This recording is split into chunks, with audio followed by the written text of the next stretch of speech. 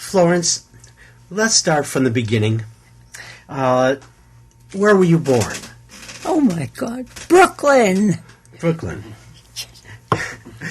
And your parents, they lived there. Where did they come from? Russia, both. Both from Russia? Yeah. When did they emigrate? I don't know. But they valued being Americans. They went to school to learn English immediately. They read the American papers. They were so proud. Did they speak Russian at home? Never. They spoke English. How did English? they know Yiddish? that? A little, when they didn't want us to understand. Sure, yeah, like my house, too. Do you have siblings? Yes, I have a brother and a sister who unfortunately passed away very young. Were they older, younger? What child were you? I was the middle child. All right. And you grew up in Brooklyn? And I did okay as a middle child. Where did you go to college? At Brooklyn College. Oh, you stayed home. I stayed home. And what did you study there? English and literature, and psychology.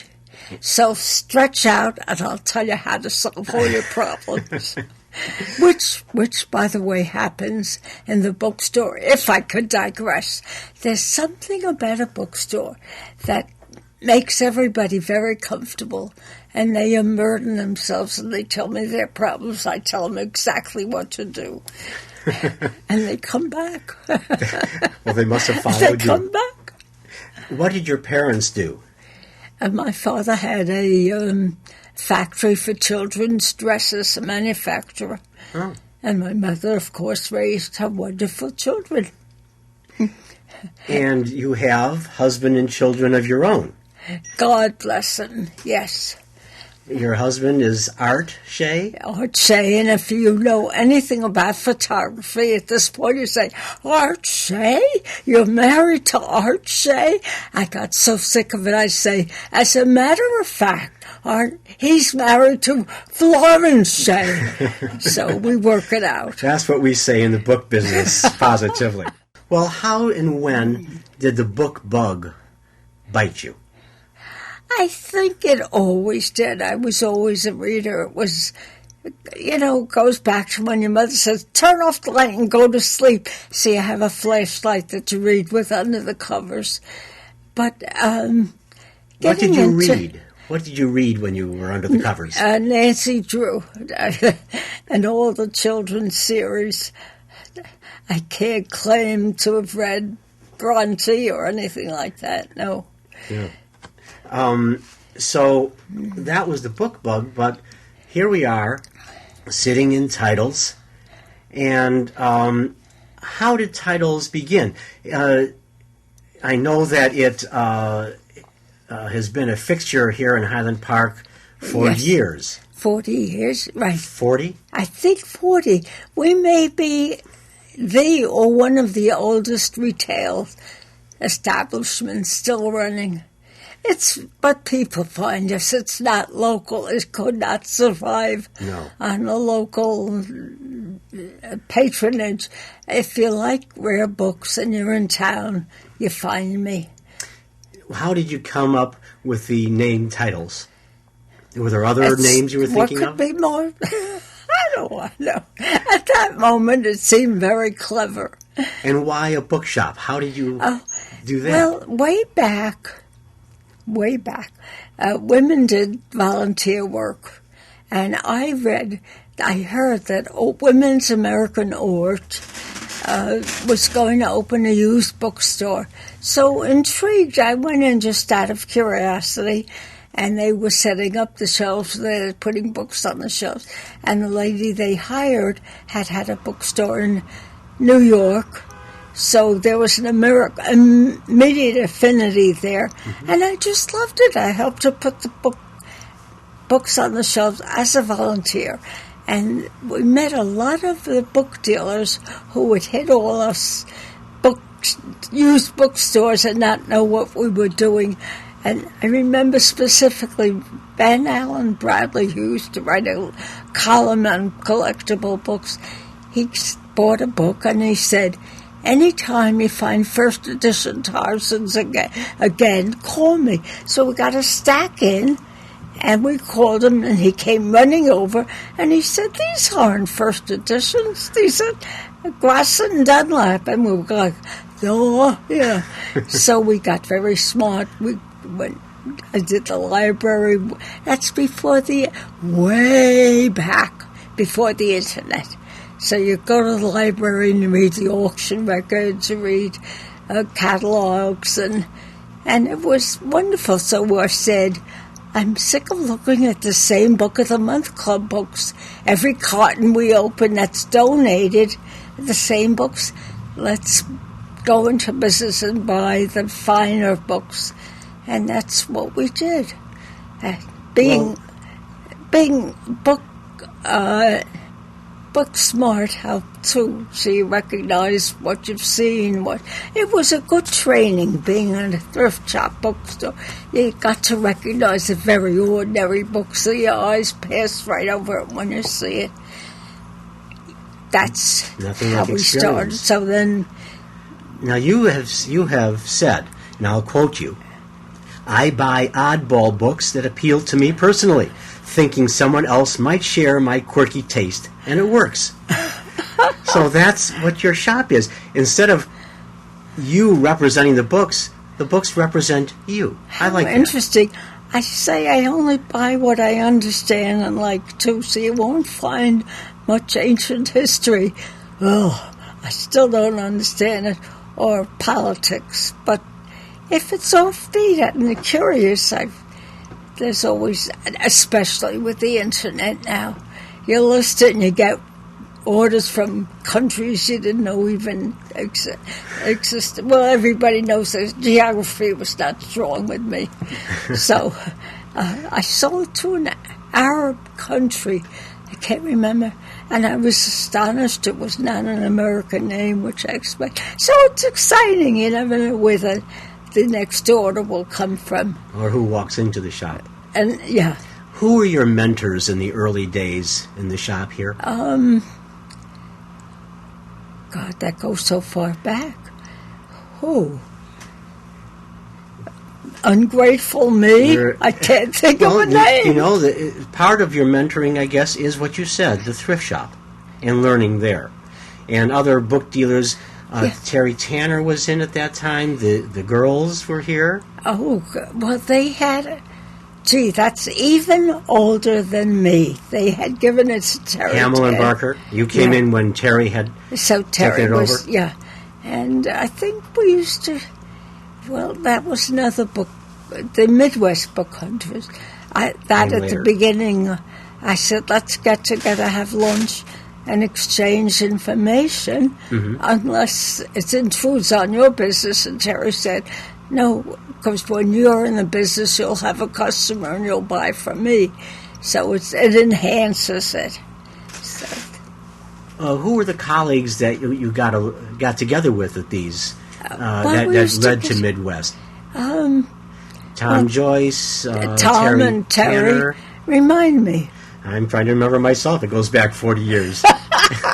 I'm with you on that. Oh, God. And some of the others, like Ben Abramson, was before both of our times. Hamill and Barker were at the beginning. Before at times, too. I remember visiting that shop, though. Roger Carlson, you know, in Evanston. But he was not ABAA. No. But I know him. But not all our colleagues here were, and they come in and out. Yeah, because we used to get together, and then it sort of dwindled. Now, tell us something about the experience you have. How many locations have you had for this shop? 2. That's an interesting question. We were in Highland Park, even originally. But then, and mostly, I think about 30, 35 years there. And somebody bought the building and threw us all out. And he remodeled the building, and he didn't rent a thing for over a year. And we were saying, see, you shouldn't have thrown us out. But eventually they rented everything. They did better. So luckily, this was available at exactly the right time, and I love it.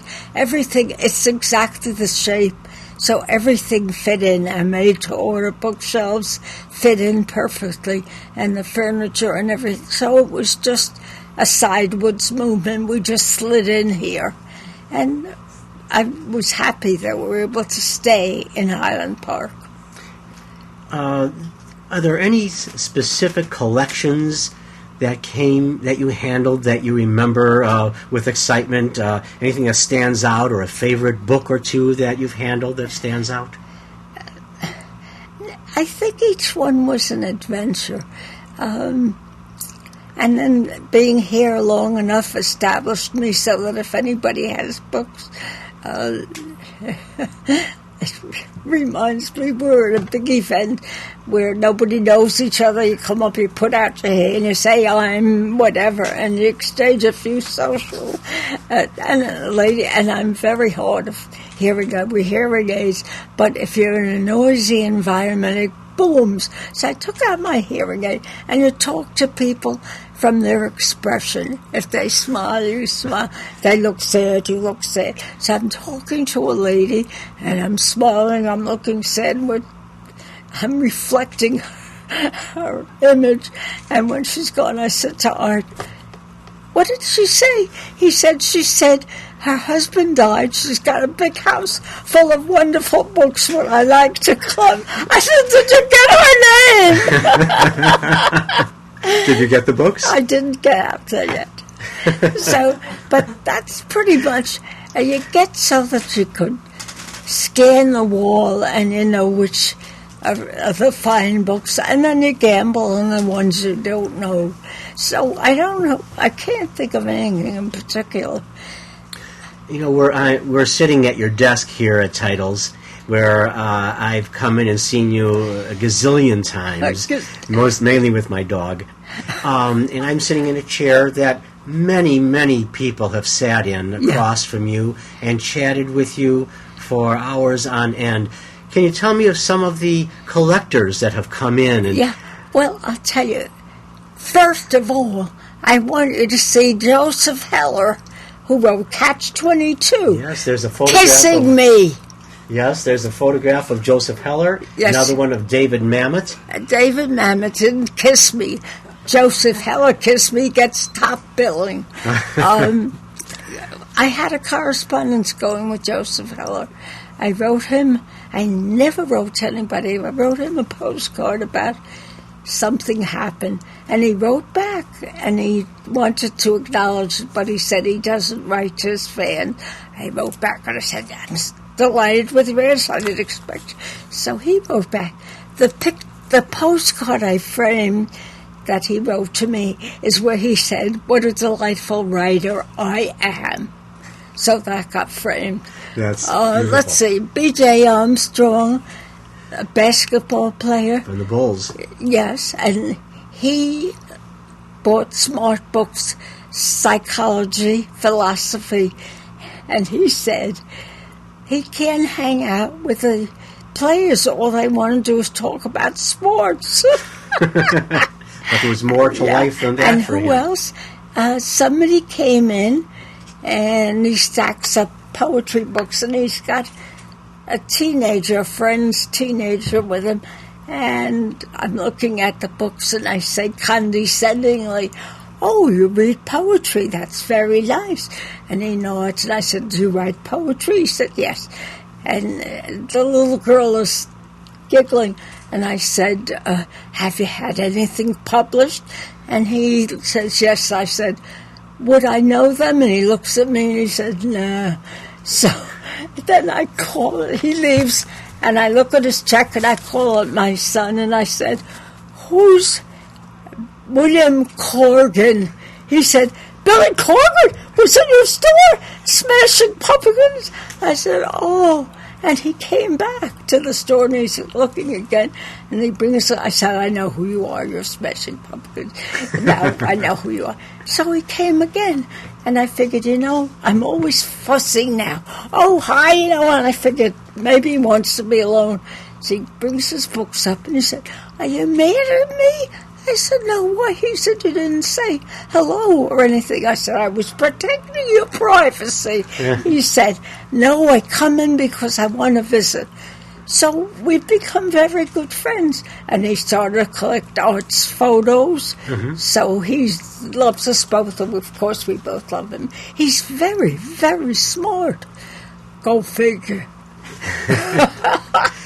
To be successful in anything, you need to be smart. He's articulate, he reads. We love him. When people come into my shop, they ask me, what do I collect? I say, I collect you, my clients. What do you collect? Oh, actually, well, aside from my signed Catch-22, signed to me personally, I like first editions of authors that like Audrey Niffenegger. I loved her.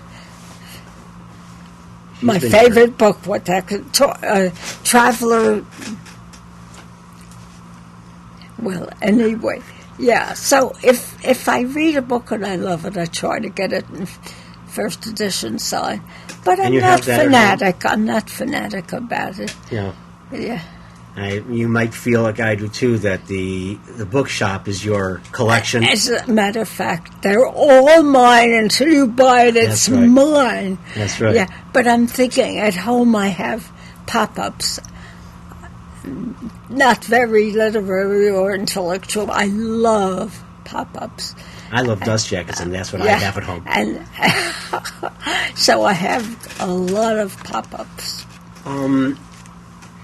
You have run and made a success, I believe, of at least 2 ABAA shows here in Chicago. How did that come about? Well, they have an international book show in New York and in California alternate years, and I thought, why not Chicago? So I brought it up at a board meeting, and everybody said, if you get somebody to run it. So I said, I'll do it. So I was chairman, I developed it, and I ran it year after year. Yes, you did. Until it was rolling on its own very well. And then, I don't even remember how many years, because it was every other year. I think you ran at least 3 that I remember. Oh, there are far more than 3. Oh, yeah. Yeah, there were more than 3. And we were on roll. The good thing is I understand PR, and my whole family's involved with journalism, so we knew everybody out there with newspapers and magazines. So we'd get in touch, and I knew how to present what was happening, what great book we could focus on, and I would present a very polished. So the PR was spectacular for our shows. We always had a wonderful response. But I don't remember how many years, because every other year. It was every other year. Yes, and it was on a roll. It was like I worked with a professional woman who did the contracts and the money. All I had to do was make sure everybody was happy and that they came in. And it was a very good show. We ran it for... Well, somebody said to me, Florence, it was your baby. You brought it along. Now it's going. Give somebody else a chance to be chairman. You said that another dealer told you that. Really? It's like... And so I very, very graciously retired. And, of course, there was nobody to take over. And it died. But it had a very good long run. That I am very proud of. Yeah. You should be, and we all are unhappy that you stepped down, frankly, because we needed your expertise and your work. I would be running it up to this minute, doubtfully. Now, you also had a cable TV show. Yes. So you didn't not just sit behind your desk here. You got out. And then... Tell me about the show. When was that, and how long did it run? It ran for as long as that man in charge was in charge then. When he got, I don't remember, at least a year. And I would bring books and explain why this is good and why this isn't good. I was very, very serious about educating. Like, a lady came in and said, aha, I gotcha. She shows me 2 identical books, and one is like, I don't know, $30, and the other one is $75 or $80. I said, I could have made a mistake. And I look at it and I said, this one is signed. So she says, so what? Now, that kind of person, you can, the author had it in his hands. He had his but it meant nothing. So that person, forget, you'll never get him for a customer. So, but I try to be nice. And when they bring in their books, I try to be very nice. And I don't say garbage. Or I explain why it's not wonderful. Well, education is wonderful, and you were on the forefront of doing that with that TV show, Positively. You also have an internet presence for the shop. Oh, yes. Yeah, you can't sell books just to the local. Right now, I'm every book gets on the internet. Yeah, but then you know what happens? They want a big fat book, and the shipping is $45 or $60, and the book is $30. So that doesn't. They say no, but the shipping charges are very high. You run a bit of a blog on your... No, my blog is for fun. That's my own. Well, it's very idiosyncratic, your internet for the shop. It's you. It's an extension of you. And your family as well. Yeah, well, I do it when there's something entertaining. That's right, it's shop-related. If anecdotal, about nice people, usually it's about rotten people. Well, I don't know. I mean, I saw on a couple of internet sites a couple of reviews of the shop here, the titles. And one said, and I'll quote, "A wonderful little used bookstore that's wonderful for browsing. Don't go here looking for anything specific. Go instead to find something you didn't know you were looking for." Isn't that nice? I hate that they encourage you to browse. If you don't have money in your pocket, don't come in. No, I shouldn't say that. I should say, everybody welcome. Just don't touch my books unless you think you're going to buy it. Now, this person who said don't go looking for anything specific, I then saw on your site in one of those blogs of yours, those letters of yours, about the mystical book. A woman came in and was looking for a specific arithmetic book. That was astonishing. And it happens. And other people have said, yes, there's something very mystical about books, and I believe it. She wanted an arithmetic book she had when she was in 4th grade, so she could show it to her granddaughter. I said, I don't have arithmetic books. She said, it was a soft cover book that you write your answers. I said, I don't have school books. I don't have arithmetic books. But so she drifts around, and she comes up and puts something on the table, and like it was not a miracle, and this is the book. That's what she was looking for. I didn't know I had it. It said to her, here I am. And it's really... So you could come in here and look specifically for this is very much a miracle. Books have, I wrote that in a blog, I guess. I got a letter from India. God knows how he got my blog. And he said they've had experiences where they're more mystical than I am. And he said that the soul of the writer was... All right, but he agreed that they were mystical all the way in India. So now I believe it. Another review I found, a young woman, I think, lovingly wrote, quote, "It reminds me, your shop, it reminds me of my grandmother's house," unquote.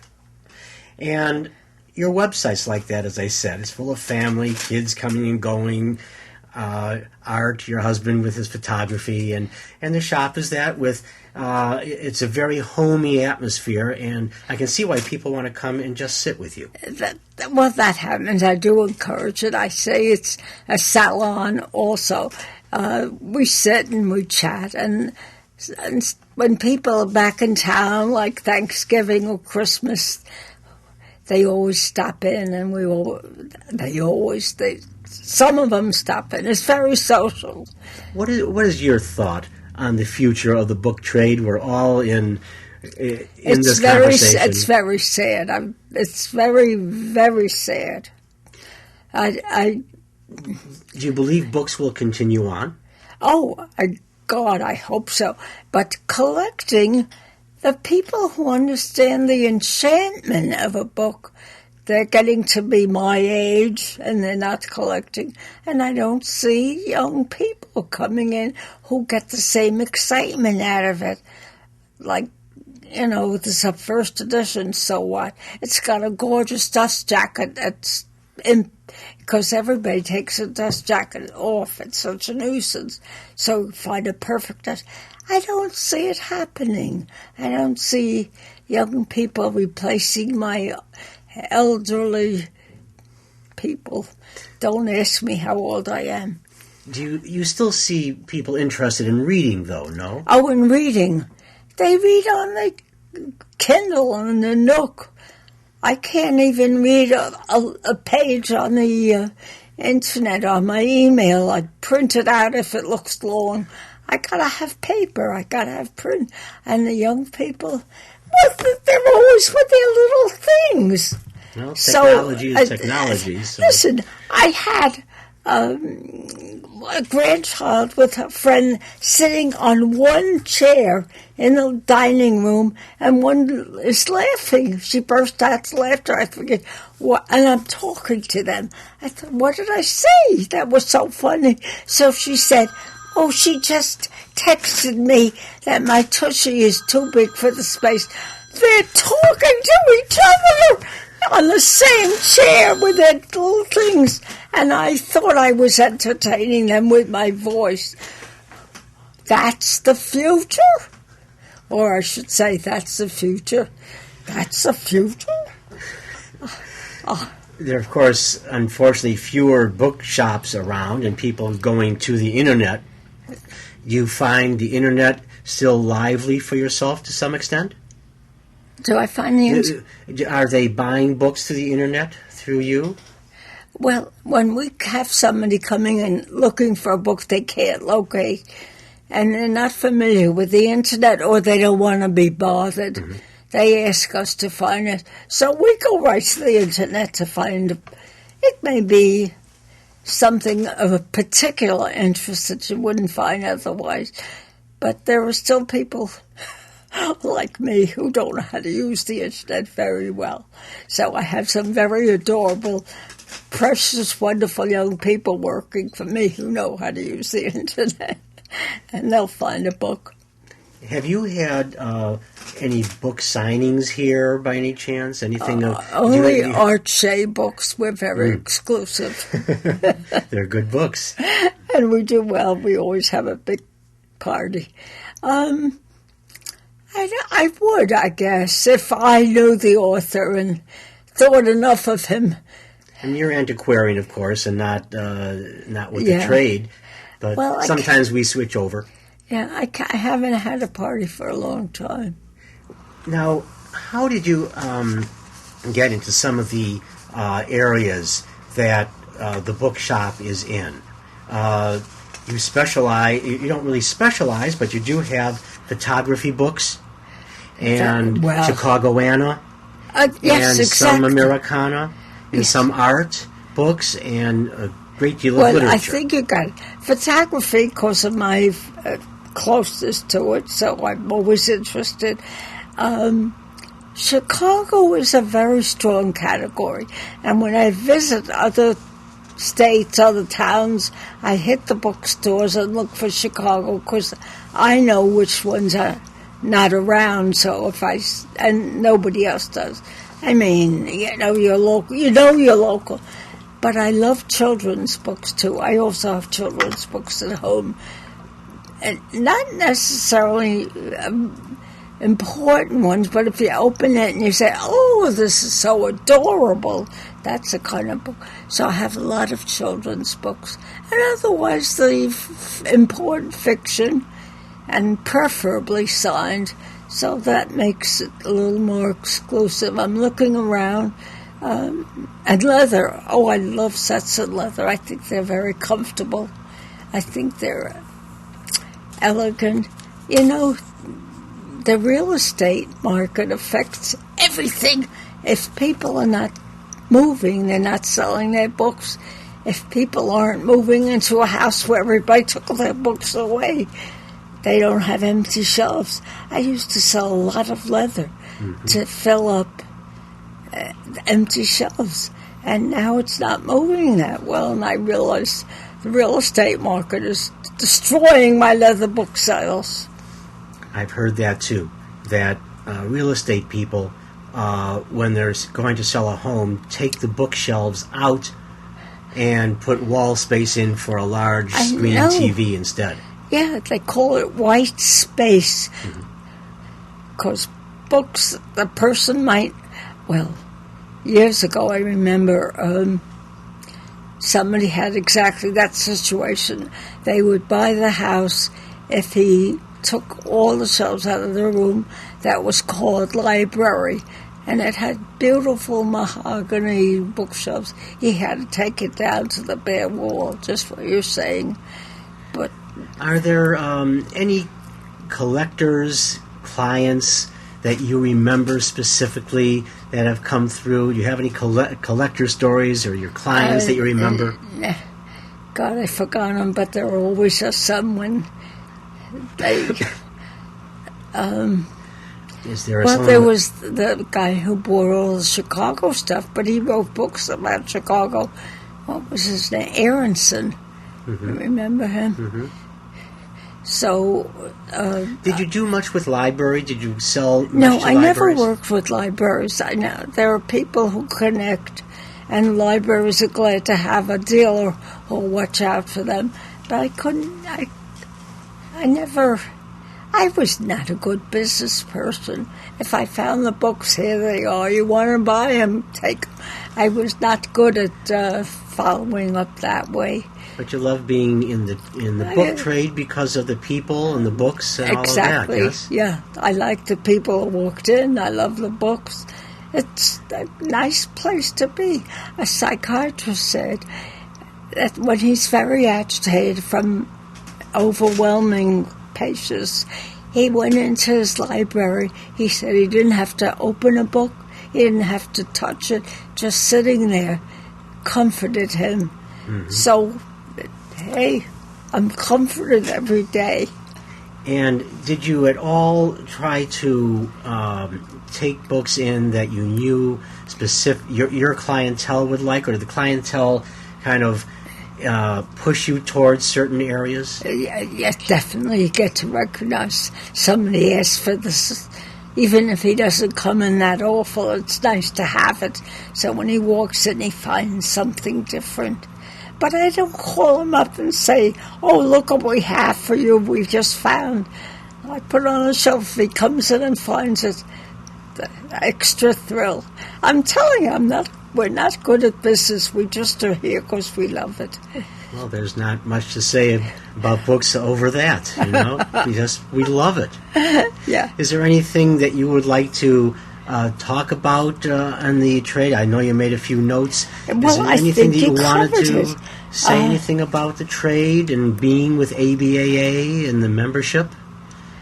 I was always very proud to be ABAA. It's on my letterhead. It was on my business card. I mentioned it whenever I could. I thought it gave me stature and credibility.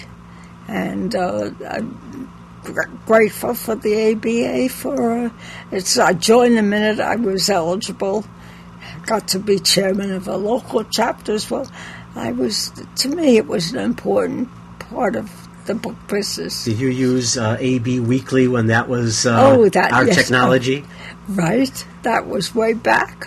Yes, of course. That was a different trade then, no? Yes, that was fun too.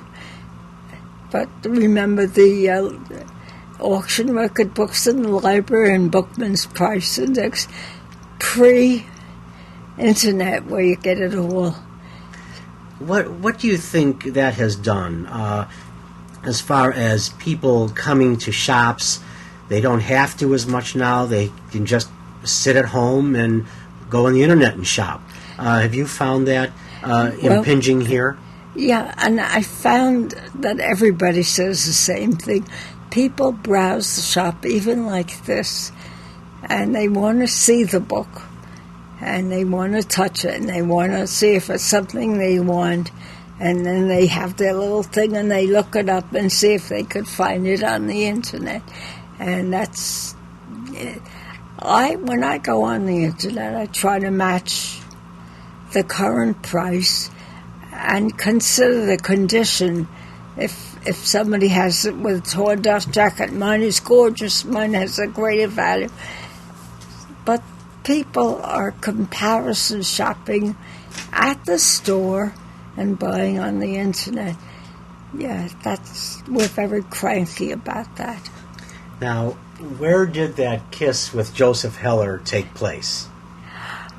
Well, Joseph, as I said, I wrote a postcard. He wrote a postcard back. There it is. And we had a little correspondence going. Then I read he was going to sign in Chicago. So my husband took me, and he's ready with his camera. And the first picture shows Joseph Heller signing my book. And the second picture is where it said, "Joe, I'm Florence."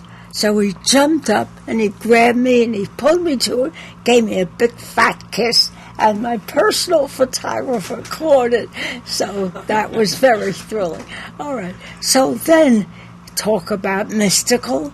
There was a party at the Playboy for him. He invited me. It was a weekend. I had to be in New York, so I couldn't go to this party. So I'm walking down this long corridor at the New York airport, and walking towards me is Joseph Heller, who's going to his Chicago appointment. I couldn't believe it. So I said, "Joseph, I can't get to your party because I have to be here." So he recognized me, which was thrilling. He kissed me again, but I didn't have a photographer with me to catch that one. So I'm not going to ask if something happened. Yeah. Did you do other ABAA shows besides Chicago? Did you go out to New York? Yes, occasionally. It was so hard to do those shows. You have to pack up. I hated leaving empty shelves. I did a few, but I went as a guest to, I tried to go to a lot of them as an education also, and to become familiar. Like, Ed Glazer, he's an old-timer. Yeah, I'm trying to think of anybody. I think I'm older than anybody. It was only my vanity that allowed me to, because I didn't want to be out of the archives. But I'm thinking, do I want to see me so old? I used to be so young. Did you have contact with many of the ABAA dealers around the country looking for books for a customer at all? Did you ever do that, or did you have contact with them outside the fairs? No. Mm-hmm. Did they come through here as they traveled? Anybody who was in Chicago would come in. That was always nice. Sure. Yeah. Well, Florence, I've enjoyed this immensely being with you. Is there anything you would like to say about your shop that we've not covered, and about your own life in the trade that we may have missed? No, I think you got it all. And it's been a good life. And the books have helped make it a very good life. You would do it again if you started out? I think I'd like to make some money. I would. The second time around, I just want to make some money. But I'd still, it's great. Yeah, it was a good life, and the ABA was a big part of it. Yeah, the ABA is a big part of it for all of us. Florence Shay, thank you so much for sitting down with us for the ABAA. Thank you. Okay. Well, that was easy. Oh, that was fun.